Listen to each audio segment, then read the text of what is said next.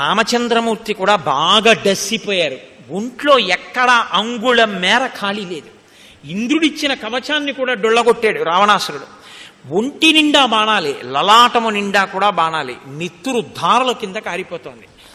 రాముడు నీరసించిన వాడై మనసులో వ్యాకులత చెందాడు. అసలు ఈ రావణుడిని ఎలా సంహరించడం, ఇతన్ని తెగటార్చడం కుదురుతుందా? ఇంత గొప్ప పరాక్రమం ఉన్నవాడు, ఇంత యుద్ధం చేస్తున్నవాడు ఎలా సంహరింపబడతాడు?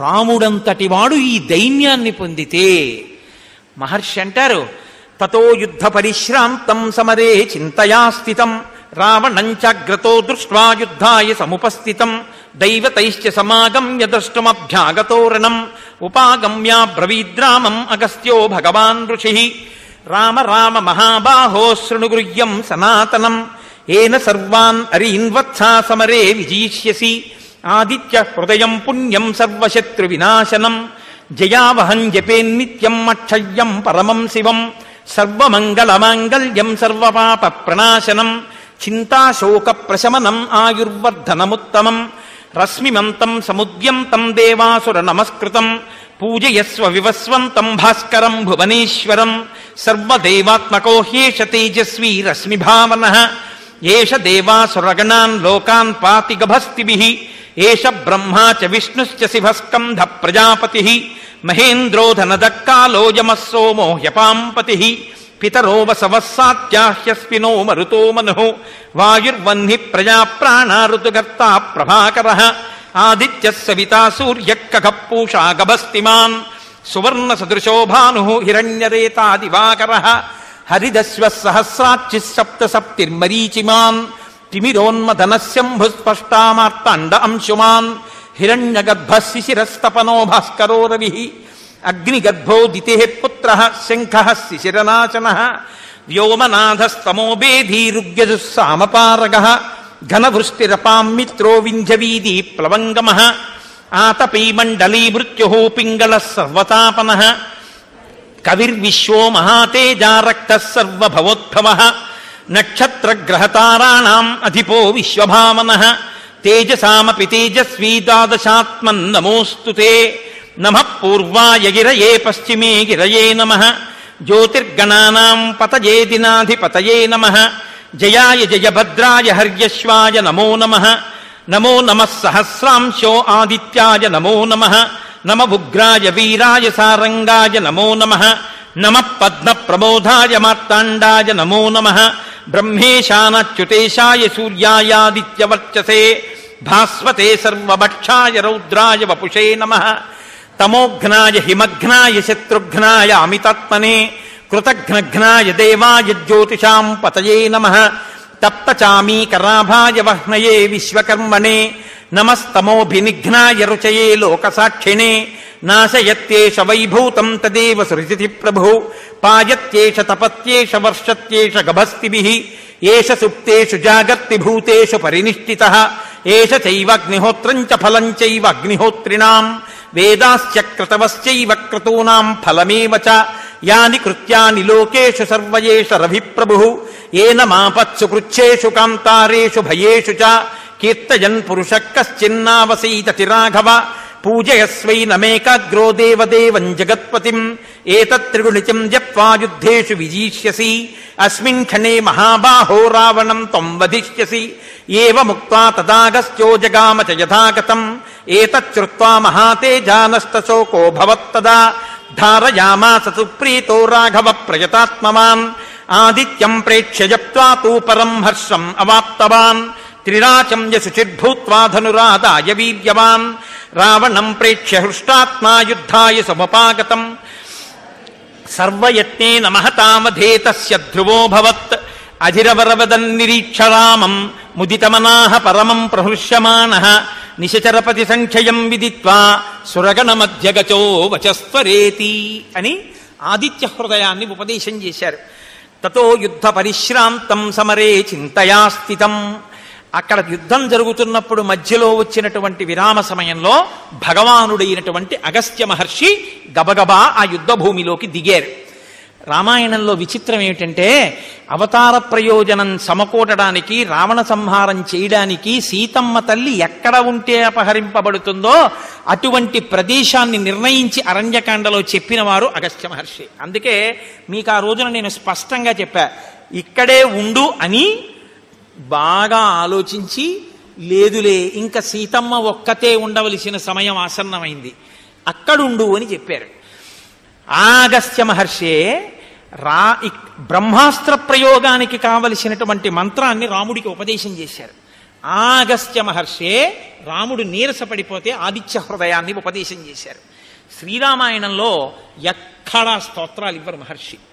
అటువంటి మహర్షి ఆదిత్య హృదయాన్ని ఇచ్చారు.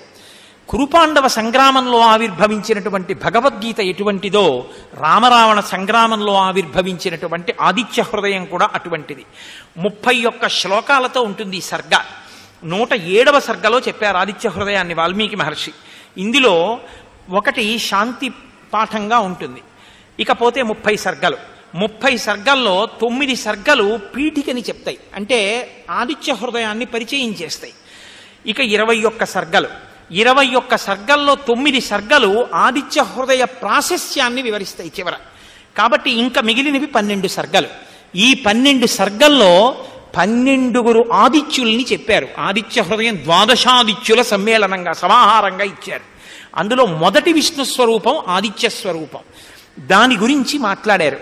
సూర్యమండలాంతర్వర్తి అయినటువంటి భగవానుడి యొక్క తేజస్సు గురించి మాట్లాడారు. ఆ మాట్లాడేటప్పుడు శిష్యుడి మీద గురువుగారికి ఉండేటటువంటి వాత్సల్యం తండ్రి కొడుకు మీద ఎటువంటి వాత్సల్యం ఉంటుందో అటువంటి వాత్సల్యం. అందుకే రామ రామ మహాబాహో శృణు గృహ్యం సనాతనం అంటారు. నేను చెప్తున్నది కొత్తగా ఓ మంత్రాన్ని తీసుకొచ్చి చెప్పట్లేదు. ఇది సనాతనం. మంత్రాలు ఎప్పుడూ కనిపెట్టకూడదు. మంత్రాలు ఎప్పుడు కొత్త కొత్తవి కనిపెట్టి మంత్రాలు చెప్పడం ఇప్పుడు కొత్తగా చోటు బయలుదేరింది లోకంలో. కొత్త కొత్త మంత్రాలు, కొత్త కొత్త దేవతాస్వరూపాలు, కొత్త కొత్త లఘుగాయత్రులు. వీళ్లే రాసేస్తున్నారు లఘుగాయత్రులు. వీళ్ళెవరు రాయడానికి? వేదప్రోక్తమై ఉండాలి. ఈశ్వర స్వరూపం వేదప్రోక్తమై ఉండాలి. అంతేగాని మీ ఇష్టం వచ్చిన మూర్తిని ఆరాధించే అధికారం మీకు ఉండదు. పూజ నిరుపయోగం అయిపోతుంది. వేదప్రోక్తమైనటువంటి స్వరూపాలై ఉండాలి మీరు. లేకపోతే ధ్యాన శ్లోకాలు ఎక్కడి నుంచి వస్తాయి మీరు ఆరాధన చేయడానికి? సశక్తియుతమై ఉండాలి. లఘుగాయత్రి వేదంలో చెప్పబడినదై ఉండాలి. కాబట్టి సనాతనం వేదంలో చెప్పబడినటువంటి దాన్నే నీకు నేను సమాహారం చేసి చెప్తున్నాను. రామ రామ రామ. ఎంత ఆర్తితో చూడండి ఆయనకి. రామ రామ అని పిలిచారంటే 2 మాటలు ఎందుకు పిలవాలి? నా కొడుకు ఏదో ఇబ్బందిలో ఉన్నాడు అనుకోండి, ఒరే షణ్ముఖ షణ్ముఖ అని నేను 2 మాటలు పిలుస్తాను తండ్రిని. కాబట్టి వాడిని ఒరే ఏదో వాడికి రిజర్వేషన్ దొరకలేదు, రైలు ఎక్కాడు, ఓ జనరల్ కంపార్ట్మెంట్ ఎక్కాడు తొందరగా వెళ్ళిపోవాలని. ఇంతలోకే ఎవరో టీటీ గబగబా వచ్చి నాకు నమస్కారం పెట్టి కోటేశ్వరారు కదండి మీరు చెప్పిన ప్రసంగాలు విన్నామన్నారు. అయ్యా ఏమనుకోకండి, ఒక చిన్న ఉపకారం అడుగుతాను. మా అబ్బాయి జనరల్ బోగి ఎక్కాడు, చలికాలం డోర్ దగ్గర నించున్నాడు, కొంచెం మీ బోగిలో ఏమైనా కూర్చోబెట్టగలరా అన్నాను. అయ్యయ్యో తప్పకుండా నా సీట్లో కూర్చోబెడతాను, పంపించండి అన్నాడు. ఇప్పుడు నేను ఎలా పిలుస్తాను? రైలు వెళ్ళిపోతుందేమో అనుకుంటుంటే కోతేసేస్తోంది రైలు. ఎలా పిలుస్తాను? ఒరే షణ్ముఖ షణ్ముఖ దిగు దిగు దిగు దిగు అని 2 మాటలు పిలుస్తాను. అంటే ఆర్తి. నాన్న కంగారు పడకో అని పిలిచేటటువంటి తండ్రి కొడుకుని ఎలా పిలుస్తాడో అలా రామ రామ మహాబాహో. ఏమిటా నీరసం? 20 చేతుల వాడి బలమా నీ 2 చేతుల బలమా? ఒకటి పరశురామ బలం, ఒకటి రఘురామ బలం. లోకాన్ని రక్షించడానికి వచ్చిన బాహువులు. ఆ బాహువులు ఏమిటి? నీరసపడుతున్నావేమిటి? భయపడకో, ఏమి నీరసం పొందకో. 10 తలలున్నా 20 చేతులున్నా నశించిపోవలసిందే. ఉపాసన చేయి ఒక్కసారి. సూర్యమండలాంతర్వర్తి అయినటువంటి మహానుభావుడు.